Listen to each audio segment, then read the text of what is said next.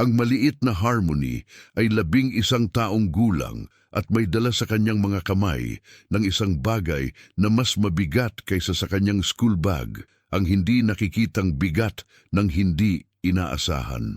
Ang kanyang pampublikong paaralan na matatagpuan sa labas ng Charleston, South Carolina, ay bihirang hinihikayat ang mga pangarap na hindi pangkaraniwan, lalo na para sa mga tulad niya ay nagmula sa isang nakalimutang kapitbahayan na may mahirap bigkasin ang apelyido. Sa murang edad, umibig na si Harmony sa piano na nasa sulok ng simbahan.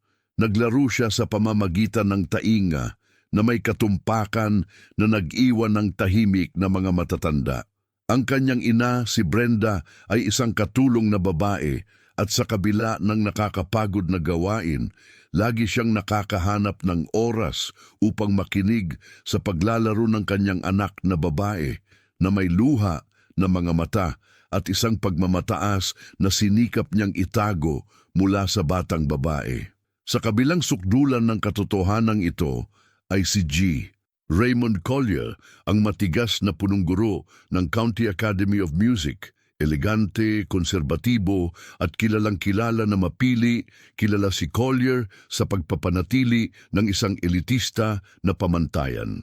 Sa kanyang taunang paligsahan sa talento, nagkaroon ng puwang para sa pino na pamamaraan, walang kapintasan na sheet music at mga kilalang apelyido, hindi kailanman para sa improvisation, hindi kailanman para sa mga sorpresa. Nang mapili si Harmony para sa paunang pag-audition sa rekomendasyon ng kanyang guro sa musika, isang batang idealista na sariwa mula sa Columbia University, ang mga komento ay nagsimulang kumalat sa mga pasilyo tulad ng maluwag na barbs. Ang batang babae na ito, walang formal na pag-aaral. Sa araw ng pagtatanghal, sa isang simpleng damit at buhok na tinirinta sa siyam ng kanyang ina, umakyat si Harmony sa entablado na nakatuon ang kanyang mga mata sa grand piano. Ngunit bago pa man siya umupo, pumasok si Mr. Collier sa silid. Tiningnan ng sheet music na dala niya nakasulat sa kamay na may mga improvised note at pinunit ito sa harap ng lahat na nagsasabi ng malamig, ang improvisation ay hindi musika. Ito ay isang audition, hindi isang sirko. Nagkaroon ng isang nakakahiyang katahimikan. Tumayo si Harmony, napunit ang papel sa kanyang paanan. Isang bulong ang tumakbo sa auditorium. Sinubukan ng guro na makialam, ngunit lumabas na ng silid ang punong guro. Walang laman ang entablado, ngunit naroon pa rin ang piano. Huminga ng malalim si Harmony, pinatakbo ang kanyang mga daliri sa keyboard at nagpa siyang tumugtog. Walang sheet music, walang pag-aproba. Ang silid kung saan tumugtog si Harmony ay isa sa pinakamatanda sa paaralan na may madilim na pader na kahoy na sumisipsip ng mga tunog at umaalingaw-ngaw lamang sa mga mahahalagang bagay. Sa bawat nota na kinuha ng batang babae mula sa piano, tila isang belo ang napunit sa pagitan ng kung ano ang inaasahan sa kanya at kung ano talaga siya. Walang sheet music, pero may kasaysayan, may kaluluwa, may isang tinig. Sa mga manonood, bumubulong ang ilang magulang, ang iba ay nanonood lang. Ngunit may isang grupo na nakikinig ng lubos na tahimik, ang mga hukom. 3 kilalang musikero mula sa estado, inimbitahan lalo na para sa okasyong iyon. Hindi nila alam ang Harmony o ang mga maling pananaw na nakapalibot dito. Alam lamang nila ang musika. Sa mga sandaling iyon, ang kanilang naririnig ay labis na nakakapagod.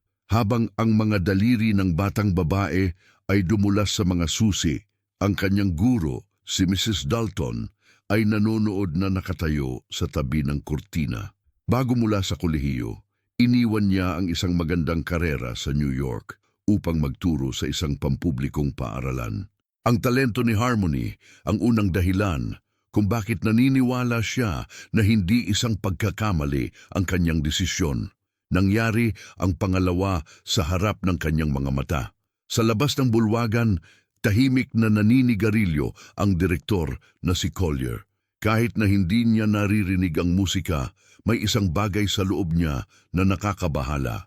Sa loob ng maraming taon, nagtayo siya ng isang hindi natitinag na reputasyon na protektado mula sa pagpuna at panggigipit sa lipunan.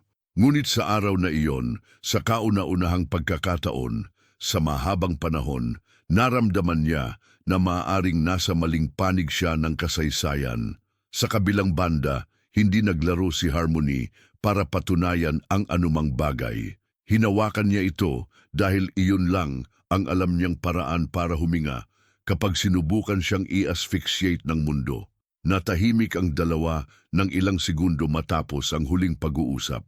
Walang agarang palakpakan, isang kolektibong pagkamangha lamang na tila walang nakakaalam kung ano ang nangyari.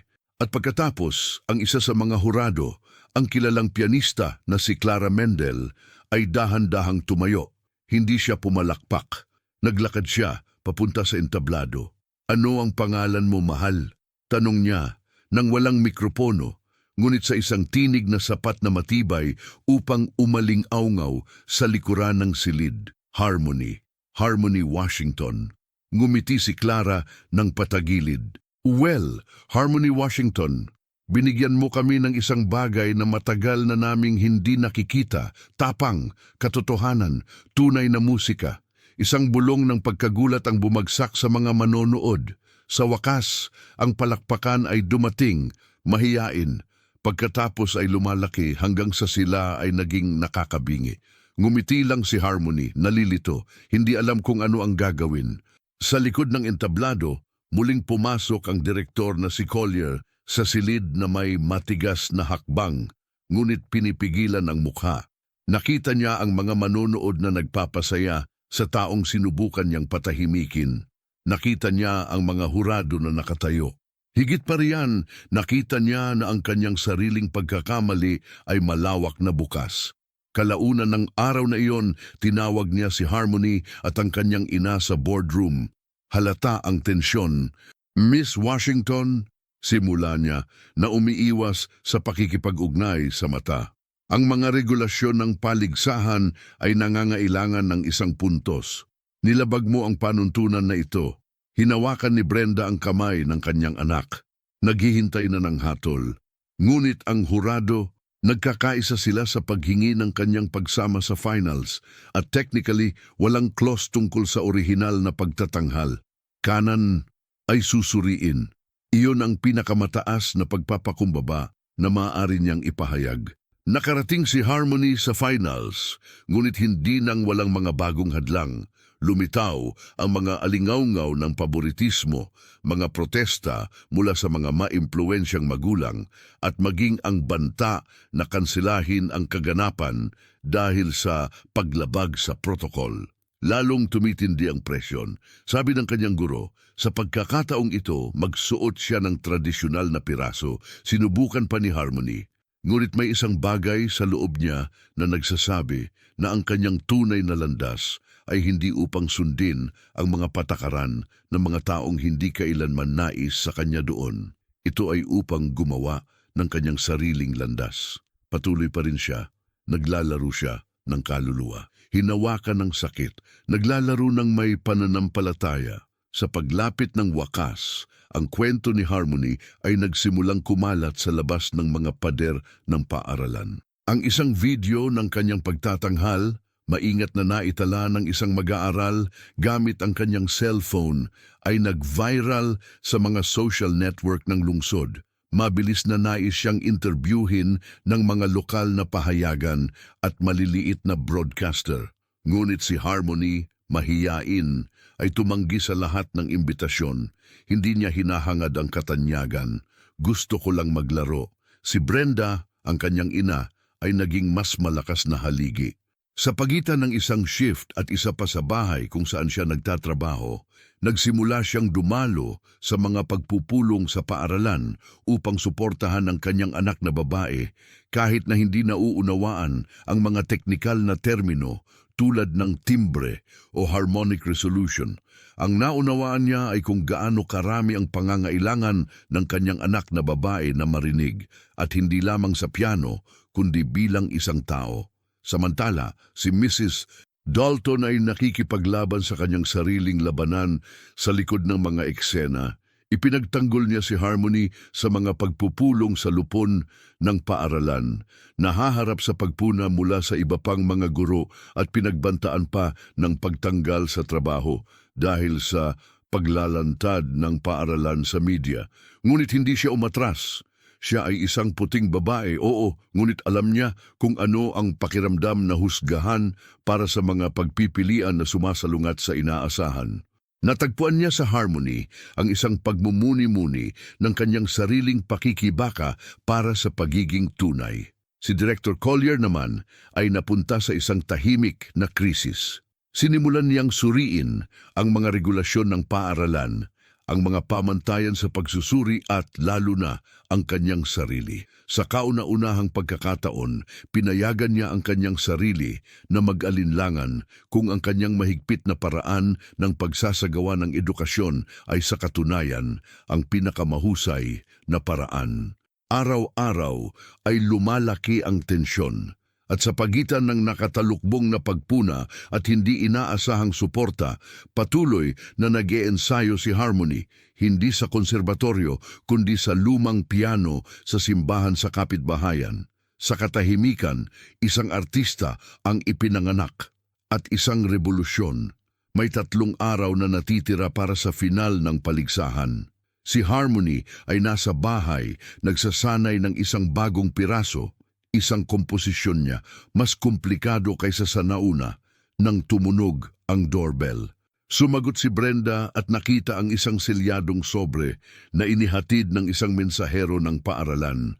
Nang buksan niya ito, naninikip ang kanyang puso. Ang nilalaman ay isang opisyal na abiso. Ang Harmony ay nadiskwalipika, ang katwiran.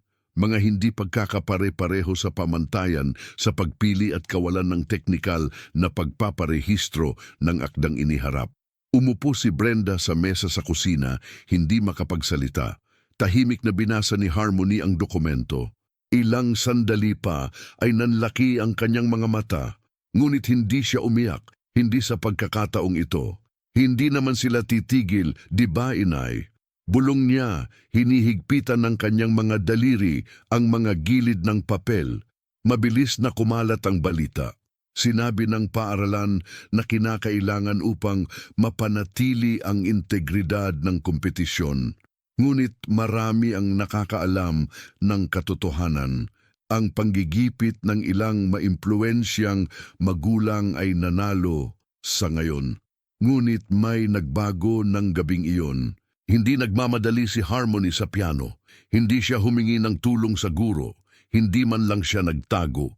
Sa halip, umupo siya sa harap ng isang lumang tape recorder na ginamit niya upang pag-aralan, naglagay ng isang pansamantalang mikropono at nagsimulang i-play ang kanyang piraso sa kabuuan nito sa isang hininga. Pagkatapos, ang video ay na-upload sa channel ng simbahan nang walang subtitle, nang walang pag-edit. Sabi nga nila, sa mga taong nagtangkang magpatahimik sa akin. Sa loob ng 24 oras, mahigit 100,000 katao ang nanonood. Kabilang sa mga ito si Clara Mendel at gayon din isang producer sa Atlanta Philharmonic Orchestra. Sumabog ang video ni Harmony na parang kidlat sa maaliwalas na kalangitan. Sa loob lamang ng 2 araw, lumampas ito sa 250,000 views. Ang piano sa maliit na simbahan na may hindi perpektong tunog ay naghahatid ng higit na damdamin kaysa sa mga marangyang silid kung saan maraming talento ang lumipas ng walang kabuluhan. Ibinahagi ni Clara Mendel, ang hurado na ipinagtanggol siya sa unang audition, ang video sa kanyang opisyal na profile na may maikli ngunit malakas na caption. Kung hindi ito musika, wala nang iba pa. Agad namang nag-react ang mga reaksyon. Ang mga guro mula sa iba pang mga paaralan, mga independyenteng musikero, mamamahayag at maging ang mga internasyonal na artista ay nagsimulang magkomento tungkol sa talento ni Harmony. Naging paksa ng mga programa sa telebisyon ang kwentong ito. Tinawag siyang ang batang babae na nagpatahimik sa ipinataw na katahimikan. Sa eskwelahan, hindi komportable ang kapaligiran. Si Director Collier, ay napasailalim sa panggigipit ng publiko. Ang isang petisyon na nananawagan para sa kanyang pagbibitiw ay lumampas sa 10,000 lagda sa loob ng 3 araw. Tahimik na nagprotesta ang mga mag-aaral at nag-paste ng sheet music na nakasulat sa mga pasilyo na may parirala. Ang improvisasyon ay paglaban. Natatakot si Brenda sa proporsyon ng lahat ng nakuha. Sinubukan niyang protektahan ang kanyang anak mula sa pagkakalantad. Sa kauna-unahang pagkakataon, tila ligtas si Ryan. Hindi siya naghahanap ng entablado. Sa wakas ay nakikinig ang mundo sa kanyang sinasabi sa loob ng mahabang panahon. Doon na dumating ang imbitasyon, hindi sa pamamagitan ng email ni sa pamamagitan ng mensahe, kundi sa pamamagitan ng liham na nilagdaan ng kamay. Inaanyayahan ka namin sa isang espesyal na pagtatanghal sa season opener ng Atlanta Philharmonic. Walang kinakailangan, dalhin mo lang ako at ang kanyang musika. Natahimik si Harmony ng mahabang segundo. Pagkatapos ay tiningnan niya ang kanyang ina na umiiyak ng mahinahon at sinabi ng may katahimikan ng isang taong laging nakakaalam, "Pupunta ako. Ngunit una, gusto kong tapusin ang sinimulan ko sa umaga ng araw na ang pangwakas na paligsahan ay magaganap." Ang isa kung saan opisyal na nadiskwalipika si Harmony. Ang auditorium ng paaralan ay may isang bagay na hindi pangkaraniwan. Ang mga mag-aaral, guro at maging ang mga residente ng kapitbahayan ay nagtipon sa pintuan, nagdadala ng mga poster, cellphone, instrumento at sa maraming mga kaso, pinigilan ang mga luha. Si Mrs. Dalton, na nakasuot ng damit na parang magsasagawa siya ng isang konsyerto, ay tumayo sa entablado na may mikropono. Dahil ang talento ay pinatahimik dito, nagpasya kaming dalhin ito sa labas. Sa araw na ito, magkakaroon tayo ng ibang concert, isang konsyerto sa pakikinig. Sa harap ng paaralan, nagtayo sila ng isang maliit na improvised stage. Isang lumang keyboard ang hiniram ng simbahan. Dumating si Harmony na nakataas ang kanyang ulo, nakasuot ng simpleng damit tulad ng dati. Ngunit may bago sa kanyang tingin, katatagan, pananalig. Hindi na siya nag-aalinlangan kung sapat na ba ang kanyang pagkatao. Hindi rin siya dapat naroroon. Ang pagtatanghal na iyon ay hindi na para sa pagtanggap. Ito ay para sa lahat ng nauna sa kanya at nanahimik. At para sa lahat ng dumarating pa rin. Sa harap ng lumalaking tao, umupo si Harmony sa keyboard. Pinatugtog niya ang bagong piraso, ang kanyang piraso, ng mas matindi kaysa dati. Ang mga nota ay parang mga salitang kailangang marinig ng mundo, mga sigaw ng sakit, mga eko ng pagtagumpayan, mga kompas ng kalayaan. Habang naglalaro siya, ang kanyang ina na nakatayo sa harap na hanay ay hinigpitan ang isang lubid sa leeg nito. Ito ay ang lola ni Harmony, isang babae na hindi kailanman nagkaroon ng pagkakataong mag-aral, ngunit kumanta ng mga himno sa bahay na parang mga panalangin. Pakiramdam ni Brenda kahit papaano naroon din siya. Nang matapos siya ay tahimik lang si Ryan. Tumayo ang mga manunood at nagbigay ng standing ovation. Ngunit ang pinakanaantig sa akin ay hindi ang dami ng palakpakan, ngunit ang kilos na sumunod, ang 3 hurado na nanonood mula sa malayo. Kabilang si Clara Mendel, dahan-dahang lumapit at isa-isa yumuko sa harap ng batang babae. Hindi bilang mga hukom, tulad ng mga tagapakinig. Noong mga panahong iyon, hindi lamang isang batang pianista si Harmony. Ito ay isang simbolo, isang kilos ng paglaban, isang symphony laban sa ipinataw na katahimikan. Pagkatapos ng pagtatanghal sa parisukat, ang Harmony ay naging isang pangalan ng sambahayan, hindi lamang para sa kanyang musika, ngunit para sa paraan ng kanyang paninindigan sa kawalang katarungan. Gayunpaman, nagpatuloy siya sa pag-aaral ng normal, tinatanggihan ang mga imbitasyon para sa mga panayam o pagpapakita sa media. Nakatuon pa rin ang kanyang pansin sa musika at sa pangako niya sa kanyang sarili, tapusin ang kanyang nasimulan. Sa parehong panahon, Ang mga pagbabago ay nagsimulang maingat na mangyari sa loob ng paaralan. Ang petisyon na nananawagan sa pag-alis ni Principal Collier ay inihatid sa konseho ng distrito. Ang direksyon ay nagsimulang ibahagi sa isang bagong deputy director na nagpatupad ng mas inclusive na mga patakaran sa mga aktibidad sa kultura. Si Mrs. Dalton, na dati nang pinagbantaan ng pagtanggal sa trabaho, ay na-promote bilang pedagogical coordinator ng sektor ng sining. Ang kanyang matatag at etikal na paninindigan ay nakakuha sa kanya ng paggalang ng iba pang mga guro at ang suporta ng mga magulang na sa sandaling nag-aalinlangan ay naging tagapagtaguyod para sa pagsasama. Sa simbahan, habang nag-iensayo ng mag-isa, nakatanggap si Harmony ng hindi inaasahang tawag. Ito ay si Clara Mendel. Harmony, mayroon ka pa ring paanyaya na tumugtog sa pagbubukas ng panahon ng Philharmonic. Ngunit, anong pagbabago? Hindi lang kami naghahangad ng presentasyon. Anais naming tapusin mo ang gabi sa pamamagitan ng iyong sariling komposisyon. Nasa iyo ang entablado, sasamahan ka ng orkestra, napalunok si Harmony. Hindi ko inaasahan iyon, ngunit may isang bagay sa loob niya na nalalaman dumating na ang sandali. Makalipas ang ilang araw, sa isang tren papuntang Atlanta, pinagmasdan ni Harmony ang mundo na dumadaan sa bintana. Siya ay may isang backpack sa kanyang mga paa, ang sulat kamay na iskor sa kanyang kandungan, hindi sa pamamagitan ng demand, ngunit sa pamamagitan ng pagpili. Ito rin ang kanta na ilang beses nang pinatugtog, ngunit ngayon nagkaroon ng higit pa. Nakikinig siya sa mundo. Punong-puno ang concert hall ng Atlanta Philharmonic Orchestra. Daan-daang tao ang sumakop sa mga upuan, mga kritiko, musikero, mamamahayag, mag-aaral. Sa entablado, ang mga instrumento ay nakatune ng magkakasundo, ngunit may kakaiba sa gabing iyon. Lahat ng tao ay naghihintay hindi lamang ng isang palabas. Inaasahan nila ang isang buhay na kwento na isinalaysay ng mga daliri na hindi kailanman sumuko. Naghintay si Harmony sa likod ng entablado, nakasuot ng eleganting navy blue na damit.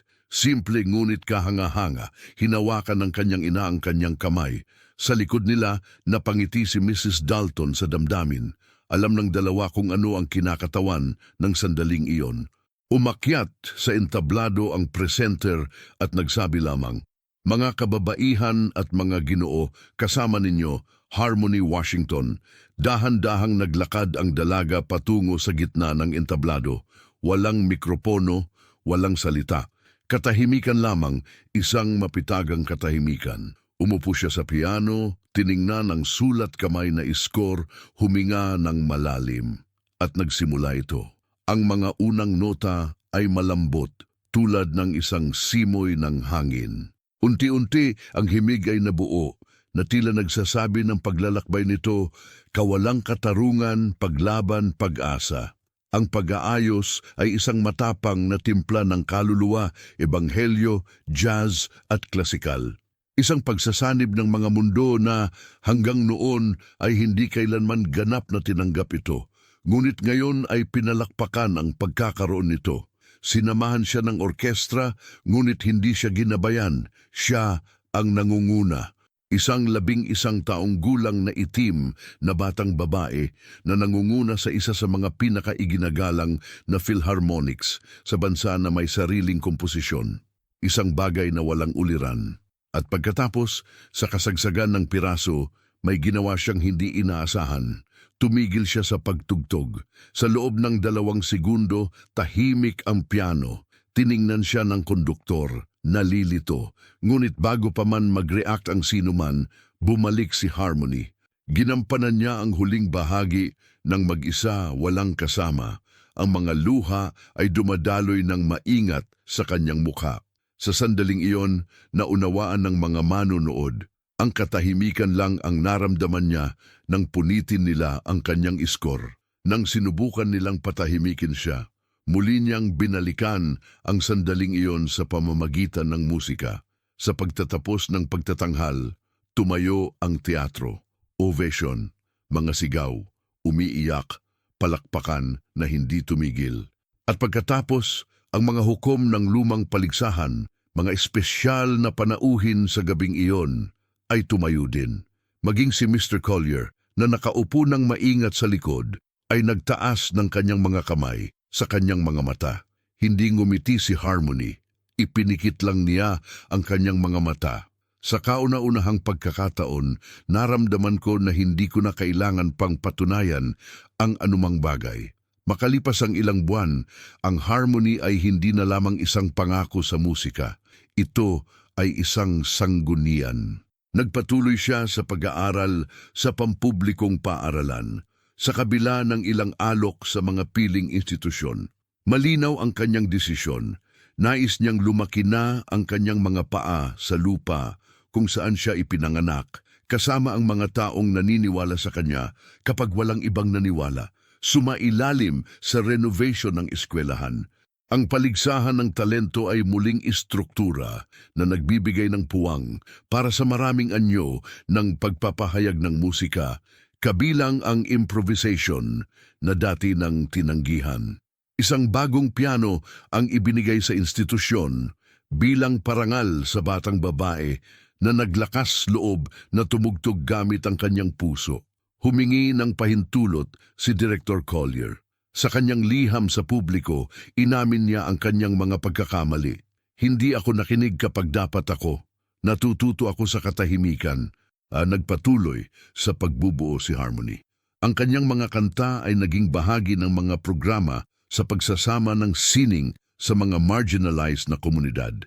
Ito ay naging hindi sinasadya, isang simbolo ng paglaban at bagong pagsisimula. Ngunit para sa kanya, ito pa rin ay dumating down sa isang bagay na simple. Umupo sa piano, ipikit ang kanyang mga mata at tumugtog. Hindi sa labas ng pagkilala, hindi sa pamamagitan ng mga yugto. Ngunit dahil sa kaibuturan ng kalooban, ang pagtugtog ay ang pinakatapat na paraan upang magpatuloy na umiiral at upang baguhin ang mundo, isang tala sa isang pagkakataon. Pagkalipas ng ilang taon, sa isang maliit na paaralan sa komunidad sa kanayunan ng Georgia, isang bagong henerasyon ang nag-aaral ng musika gamit ang mga sheet music na nakasulat sa kamay. Sa sulok ng silid, isang naka-frame na larawan ang nagpapakita ng batang Harmony Washington na nakangiti sa harap ng isang piano. Ang caption sa ibaba ay nagsasabing, "Sinubukan siyang pigilan ng katahimikan. Ang musika ay sumagot para sa ating lahat." Kung ang kwentong ito ay naantig ang iyong puso, ibahagi ito sa isang taong kailangan ding maniwala sa kanilang sariling tinig. Comments on, naranasan mo na bang manahimik pero nagpasyang ipahayag pa rin ang iyong sarili? Mahalaga ang bawat kwento. Ang bawat nota ay binibilang.